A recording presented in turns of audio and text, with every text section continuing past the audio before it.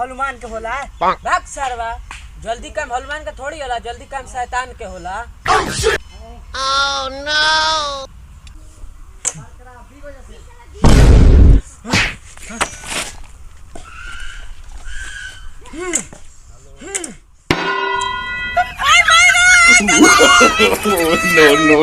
अरे सरवा रे हाथ काट लला से यही से कहे नी कि अपना संगे मत लेके आवे करा। मारे में सरौनु हम लिया नी कि तू लिया ला। देख ढेर बोलता रही से यही से बात खराब हो जाए।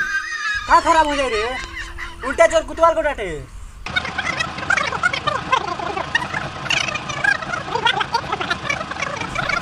ए का सियार खान तनी के चिल्लातर सरे। हमें बॉन्डेज करो तो पहले।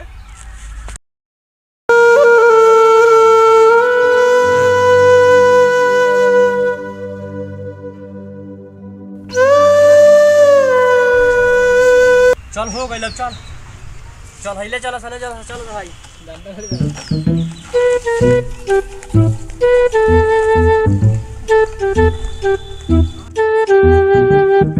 अरे अच्छे एकरा घर जाए कहिए मत कि अपन हाथ कटल बनाते कर माई जाए को रहना चाहिए हमने तू अरे आप एकदम से फ्राई कर चल चल 2000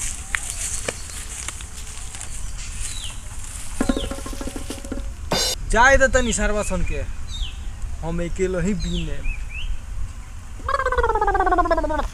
कामना पर छोड़ी हो हे ही पर चढ़तनी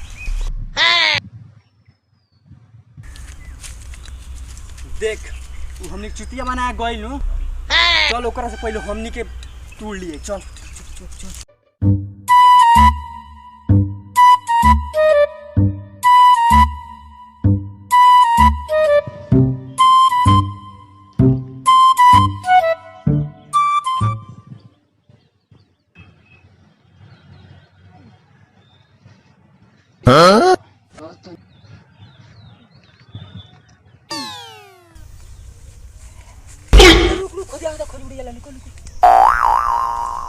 का होइल बारे ए हो दिया त खजुड़िया आला No.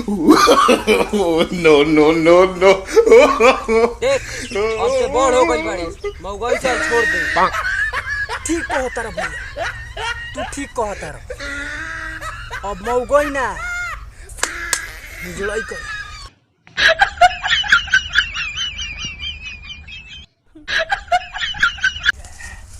मेरे से बदनाम करवा दे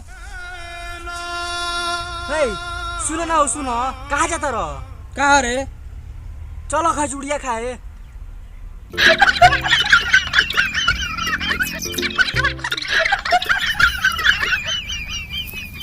ओ तोर पेट भर गई ना हो भैया अभी नहीं खे भरल इतने शिकार खा लेनी तो भर जाई भाग सरवा दानो कहाँ के देख लो तू ढेर देर से गरिया होता रह जहाँ जहाँ हमार हंडिया फूटी कि तो हार बाती टूटी चल चल पंकजवा लगा चल चल लो लो अरे लो Hey, what happened? काहे को गिरा तुम ढेर कन गिराई लो है सब लो हैं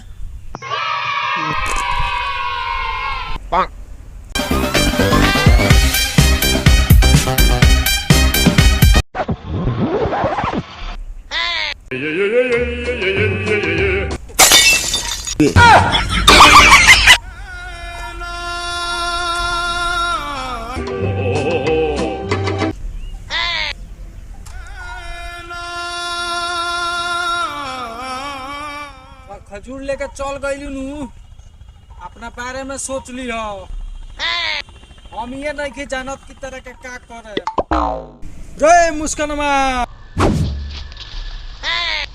कहाँ जाइबे भाग के हमू आएम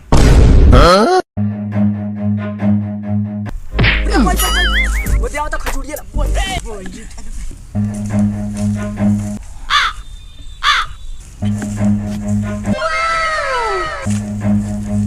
ये अपने बारे में ना